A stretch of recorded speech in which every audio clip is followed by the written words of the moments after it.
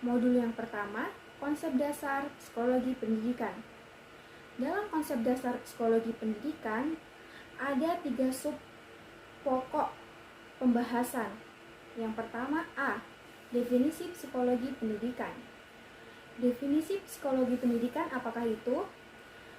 Definisi psikologi pendidikan merupakan kajian ilmu tentang mempelajari suatu hal serta mengutarakan dengan kelengkapan yang dilakukan manusia terhadap pendidikan di sekitar. Contohnya, seorang siswa mengalami kesulitan pelajaran matematika tentang penjumlahan. Siswa tidak semangat. B. Ruang lingkup psikologi pendidikan. Apakah ruang lingkup psikologi pendidikan itu? Ruang lingkup psikologi pendidikan ialah merupakan ilmu yang membahas metode penyajian bahan pembelajaran pada peserta didik. Tujuan yang telah diinginkan tercapai secara matang. Contohnya, menggunakan metode demonstrasi menggunakan benda konkret atau nyata seperti batu, biji-bijian, agar seorang anak lebih semangat. C. Peran dan sumbangan psikologi pendidikan. Apa peran dan sumbangan psikologi pendidikan itu? Peran dan sumbangan psikologi pendidikan untuk membantu pada aktivitas belajar serta prosedur mengajar lebih signifikan, tetap memperhatikan respon dan perilaku siswa.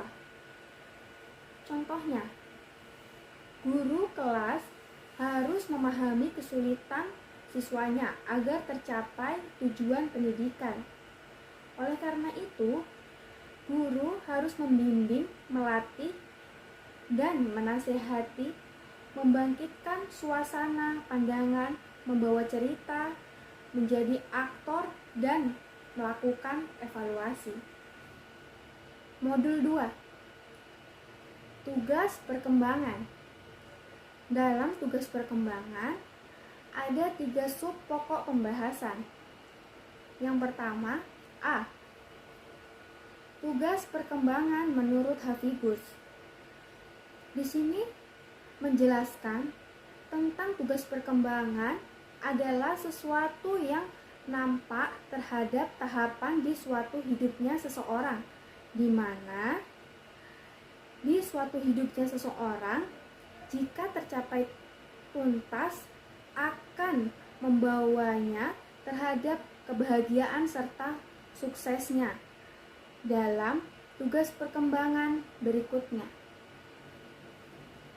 Tugas perkembangan dibagi 5 tahapan, yaitu pertama, periode bayi dan anak-anak. Dalam tahapan ini masih mempelajari cara berjalan, cara berbicara, dan kemudian cara buang air. Dan yang kedua, periode anak-anak tahap sekolah.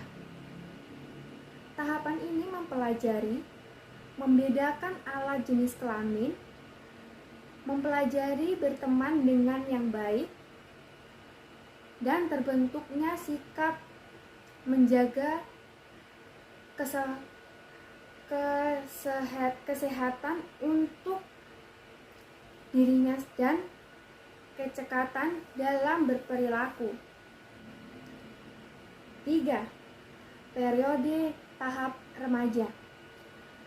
Dalam tahapan ini mempelajari menerima keadaan tubuhnya secara jasmani dan menggunakan dengan baik.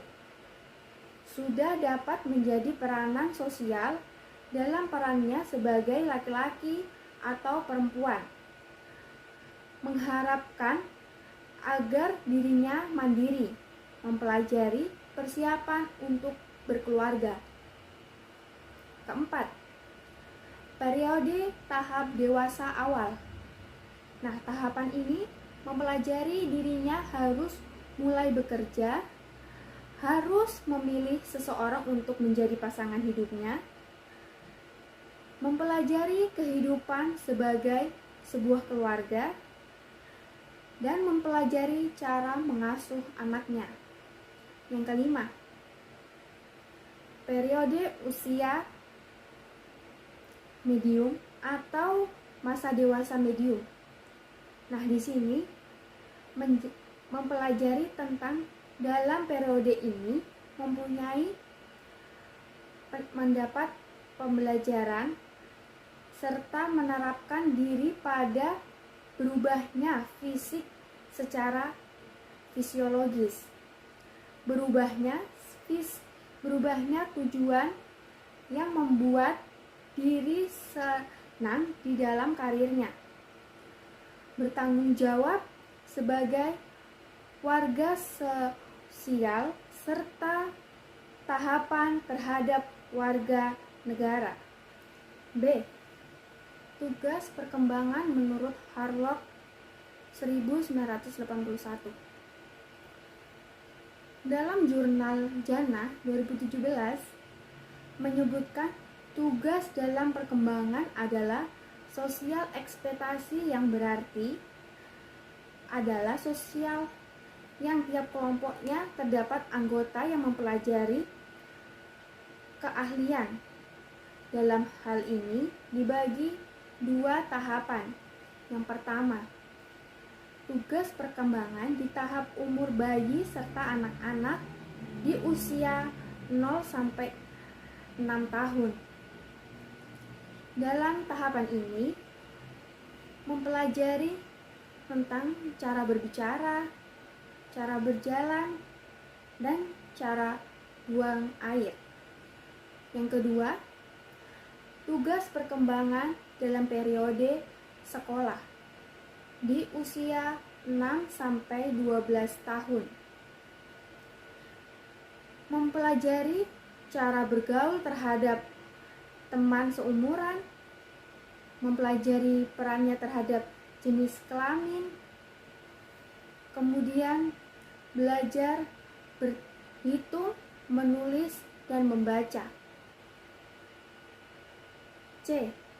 Tugas perkembangan Erik Erikson dalam jurnal Sobur 2003 merupakan hasil dari setiap tahap, baik positif maupun negatif, mempengaruhi hasil tahapan selanjutnya.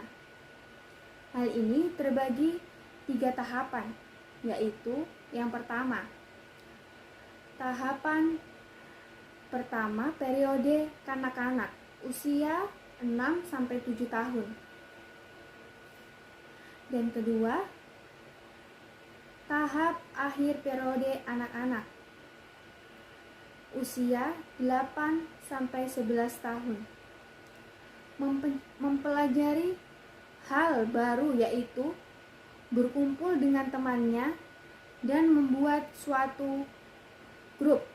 Dan yang ketiga, tahap awal periode remaja usia 12 tahun. Anak akan mengakhiri masa kanak-kanaknya, kemudian lebih perhatian terhadap dirinya sendiri. Modul 3. Teori perkembangan. Dalam teori perkembangan ada 3 sub pokok pembahasan. A. Teori perkembangan psikoanalitis Sigmund Freud. Teori perkembangan psikoanalitis Sigmund Freud, apakah itu? Teori perkembangan Sigmund Freud adalah seseorang berada dalam alam bawah sadar bagian ini, layaknya nafsu, insting, dan segala sesuatu yang masuk dan sulit dijangkau. Menurut Sigmund Freud, dibagi 5 tahapan.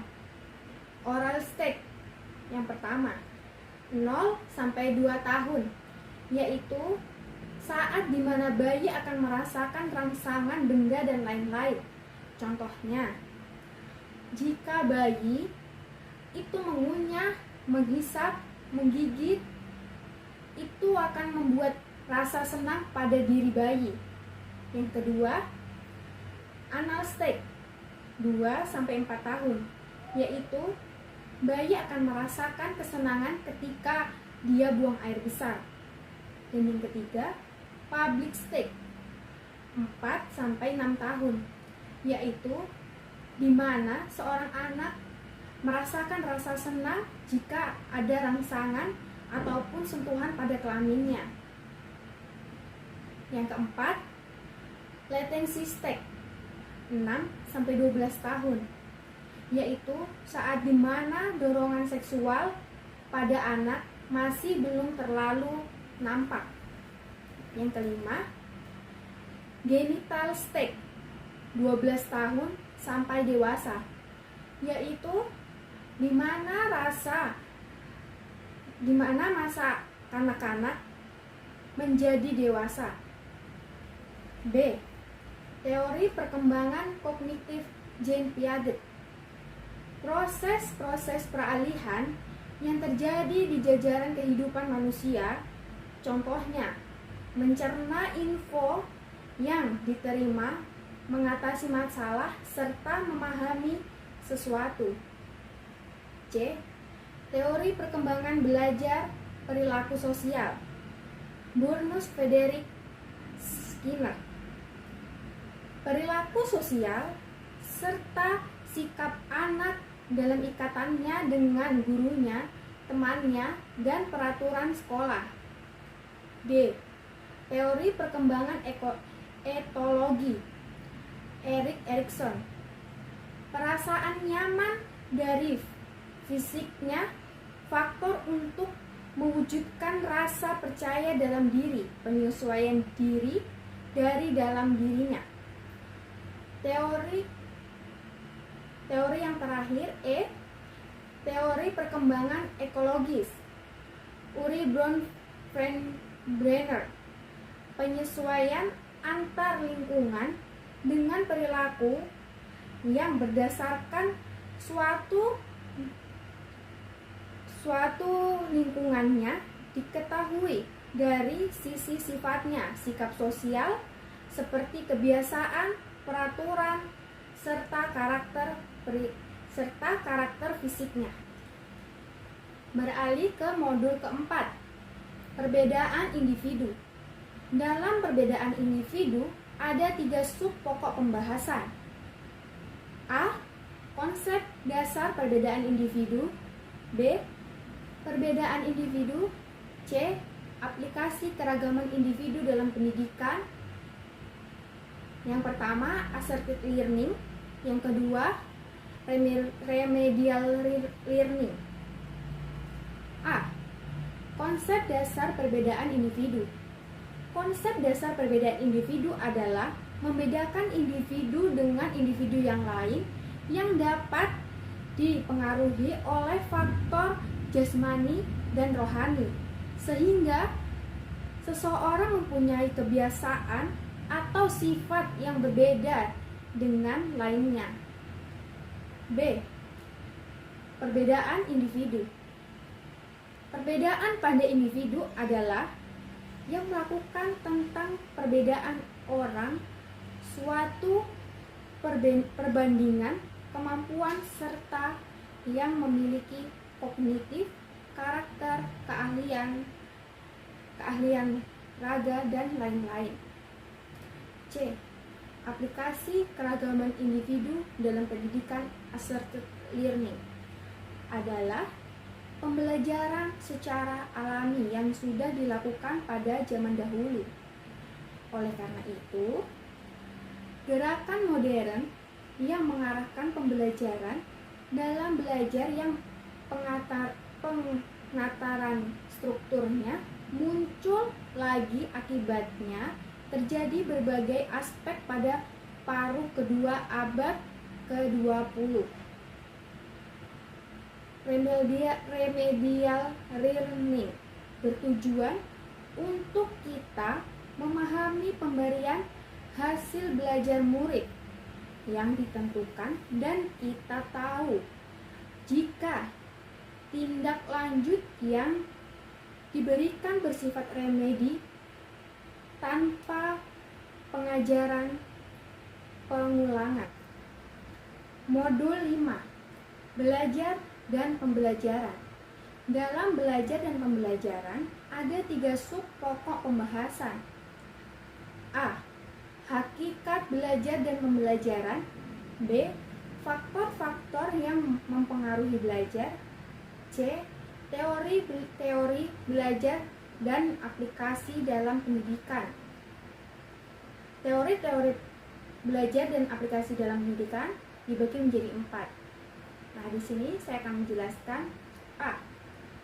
Hakikat belajar dan pembelajaran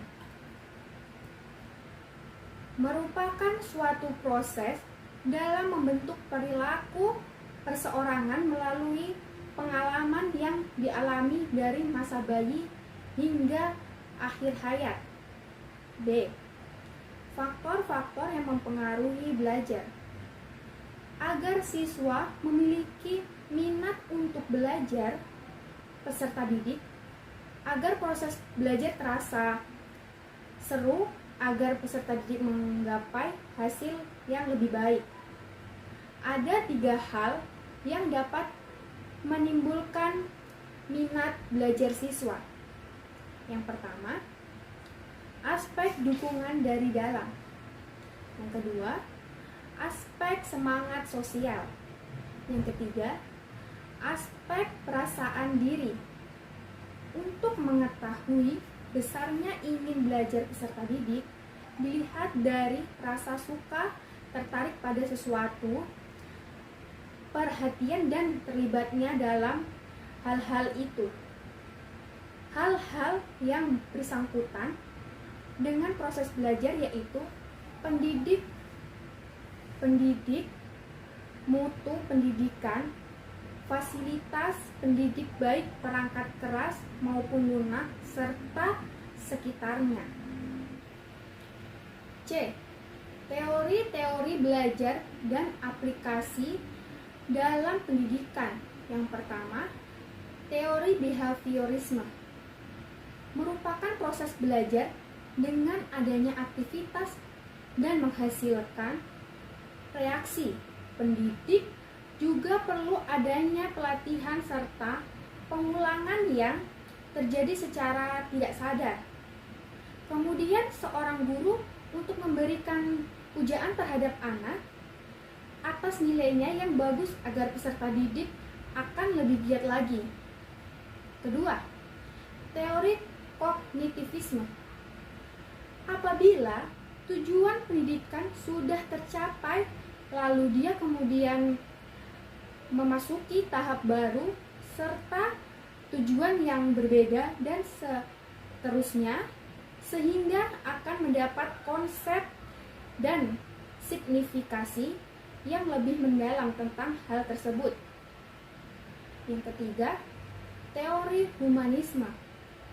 Jika manusia berperilaku secara konsisten untuk menggapai kebutuhan yang sesuai bagi dirinya, dalam hal ini juga jika ada sesuatu materi yang diberikan, maka tidak ada memaksa suatu minat tertentu terhadap peserta didik, melainkan harus mengetahui apa yang diminati oleh suatu murid tersebut.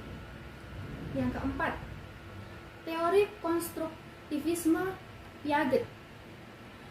Jika pendidikan berdasarkan konstruktivisme, secara kegiatan pembelajaran terjadi yang mana peserta didik mewujudkan sendiri rasa ingin tahunya serta mengadaptasikan diri dengan lingkungan baru yang akan mereka temui nantinya. Modul 6. Evaluasi hasil belajar. Dalam evaluasi belajar ada 6 sub pokok pembahasan. Yang pertama ada A. Konsep evaluasi hasil belajar. Apa itu konsep dasar evaluasi hasil belajar? Evaluasi hasil belajar adalah bagian dalam evaluasi pembelajaran. Evaluasi hasil belajar tidak hanya pada luarannya saja, tetapi juga meliputi proses belajar mengajar. Kemudian evaluasi belajar tidak hanya evaluasi yang dilakukan di dalam kelas saja, melainkan juga kegiatan pembelajaran yang dilakukan dimanapun. Jadi, evaluasi hasil belajar tidak hanya tertuju dari luaran pembelajaran di kelas, tetapi lebih luas dari kegiatan pembelajaran di mana saja diselenggarakan. Kedudukan evaluasi digunakan oleh semua lembaga terutama di bidang pendidikan. B. Sifat evaluasi hasil belajar. Apa sesungguhnya sifat evaluasi itu? Sifat evaluasi hasil belajar merupakan aktivitas pendidikan yang bergelut dengan hal-hal yang bersifat abstrak seperti sikap, minat, bakat, kepandaian, dan kemampuan-kemampuan yang lainnya. Untuk mengetahui, mengungkapkan, atau menilai hal-hal tersebut harus menggunakan instrumen yang sesuai dengan hal yang akan diungkap. C. Prinsip-prinsip evaluasi hasil belajar. Apa prinsip-prinsip evaluasi? Ada 5 prinsip-prinsip umum evaluasi, yaitu: pertama, valid. Penilaian diukur dengan memakai jenis tes yang terpercaya. Maksudnya, ada kecocokan dengan alat ukur dan fungsi besaran yang diukur. Jika alat ukur tidak mempunyai kesalahan yang dapat dipertanggungjawabkan sehingga informasi yang masuk juga dianggap salah. 2. Meninjau kepada kompetensi. Penilaian ini memiliki perbolehan kompetensi siswa yang terdiri dari sikap, wawasan, keahlian, dan nilai yang terrefleksikan dalam bertindak dan berpikir. 3. Berkepanjangan. Penilaian dalam pendidikan harus dilakukan terus-menerus untuk dapat mengetahui sejauh mana perkembangan siswa. Maka dari itu, kegiatan siswa dapat dilihat dari penilaian. 4. Menyeluruh. Kegiatan penilaian ini dapat dilakukan secara menyeluruh, meliputi aspek-aspek sebagai berikut, yaitu aspek psikomotorik, kognitif, dan afektif yang didasari dengan rencana dan penilaian hasil belajar siswa yang akan dipertanggungjawabkan oleh semua pihak. 5. Bermakna. Diharapkan semua pihak mempunyai tujuan yang terpercaya dalam kegiatan penilaian, maka dari itu penilaian ini dapat mudah dipahami oleh pihak yang mempunyai kepentingan. D. Macam-macam alat evaluasi hasil belajar. Apa saja macam-macam alat evaluasi? Alat evaluasi mempunyai 2 bentuk, yaitu: pertama, teknik non-tes. Kedua, teknik tes. A. Teknik non-tes terdiri dari 1. Skala bertingkat. Skala ini menggambarkan nilai yang berbentuk angka dalam hasil pertimbangan, maka dari itu skala senantiasa memaparkan dalam bentuk angka. Kedua, angket. Angket adalah alat evaluasi non-tes yang akan mengukur keefektifan dalam kelas atau di luar kelas. Dalam hal ini, angket merupakan daftar pertanyaan yang diisi orang yang diukur. Ketiga, daftar cocok. Daftar cocok adalah rangkaian pertanyaan yang disingkat. Evaluasi mempunyai tanda cocok yang sudah disediakan tempat. Keempat, wawancara. Wawancara adalah metode yang digunakan untuk memperoleh jawaban dari narasumber dengan cara tanya jawab dari satu pihak. Kelima, pengamatan atau observasi. Pengamatan atau observasi merupakan teknik penilaian yang menggunakan indera penglihatan, indera pendengar, dan lain-lain secara langsung yang dilakukan oleh guru. Pengamatan ini adalah kegiatan untuk melihat sejauh mana pelaksanaan proses pembelajaran dan untuk mengevaluasi ketentuan kegiatan yang dilakukan. B. Teknik tes. Tertulis ada 2 bentuk, yaitu tes bentuk uraian. Mengapa disebut dengan bentuk uraian?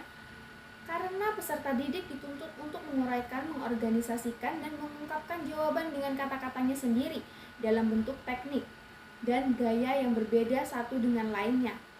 Kedua, tes bentuk objektif. Tes objektif adalah pengukuran yang mendasari penilaian atas kemampuan peserta didik. Dengan soal, jelaskan jawaban yang benar atau salah dari soal dengan berat nilai yang tetap. Fungsi evaluasi hasil belajar. Apa fungsi dari evaluasi? Fungsi evaluasi merupakan pokok keberlangsungan pendidikan yang dikerjakan setiap hari dengan jadwal yang terencana dan sistematis. Fungsi utama dari evaluasi yaitu untuk mengetahui hasil pencapaian hasil belajar anak didik dan hasil proses mengajar pada anak didik. F. Tujuan evaluasi. Apa tujuan evaluasi? Tujuan evaluasi ini biasanya adalah untuk mengumpulkan data dan membandingkan dengan standar tujuan yang ingin dicapai, sehingga bisa dijadikan sebagai dasar pengambilan putusan. Modul 7. Diagnostik kesulitan belajar atau yang disebut DKB. Dalam diagnostik kesulitan belajar mempunyai 3 sub pokok pembahasan. Yang pertama, A. Konsep dasar diagnostik kesulitan belajar merupakan suatu kondisi dalam proses belajar mengajar yang dapat ditandai dengan gangguan tertentu untuk mendapatkan hasil belajar yang baik. Kesulitan belajar mungkin diakibatkan karena adanya kendala sistem saraf pada anak, dapat terjadi pada gangguan perkembangan. Contohnya, seperti gangguan berbicara pada anak. B. Langkah-langkah DKB. Yang pertama, menganalisis permasalahan siswa yang bermasalah dalam belajar. Ada beberapa cara yang ditempuh. A. Memberi perhatian siswa dalam suatu rombel belajar yang bermasalah. B. Melihat ketuntasan belajar yang dicapai siswa dengan kelompok tertentu. C. Hal ini dapat dicapai dengan cara yang pertama, menganalisis nilai raport semester 2, mengamati tingkah laku siswa yang bermasalah dalam belajar di kelas. Kedua, identifikasi masalah. Langkah ini kerjasama antara wali kelas, guru bidang studi, dan petugas bimbingan dan konseling. Cara dan alatnya adalah tes diagnostis bidang studi, misalnya IPA, IPS, dan lain-lain. Dengan tes ini ditemukan kesulitan belajar siswa. B. Memahami hasil ujian siswa untuk dianalisis. C. Memeriksa buku catatan hasil kerja siswa. 3. Identifikasi penyebab kesulitan belajar, yaitu faktor internal dan faktor eksternal. Penyebab faktor internal, lemahnya fisik, kelemahan mental. Penyebab faktor eksternal, proses belajar yang kurang, kurikulum kurang efektif, beban belajar yang berat, prognosis atau perkiraan kemungkinan bantuan. A. Apakah siswa dapat ditolong dan mengatasi kesulitan belajar? B. Berapa lama mengatasi kesulitan yang dialami oleh siswa? 5. Referral. Menyusun rencana bantuan yang akan dilakukan. A. Cara-cara yang dilakukan untuk memulihkan kesulitan belajar yang dialami peserta didik. B. Menjaga agar kesulitan belajar yang dialami tidak berulang lagi. C. Tindak lanjut. Pertama, mencari letak kesulitan belajar peserta didik. Kedua, mendapatkan solusi untuk bertindak. Ketiga, memberikan bantuan dan menguji atau mengevaluasi perkembangan peserta didik. Dan yang keempat, melihat metode yang digunakan bekerja secara efektif dengan melihat perkembangan peserta didik. Sekian penjelasan dari saya. Mohon maaf apabila ada tutur kata yang salah. Saya Bunga Aulia. Jangan lupa like dan komen di kolom komentar ya. Wassalamualaikum warahmatullahi wabarakatuh.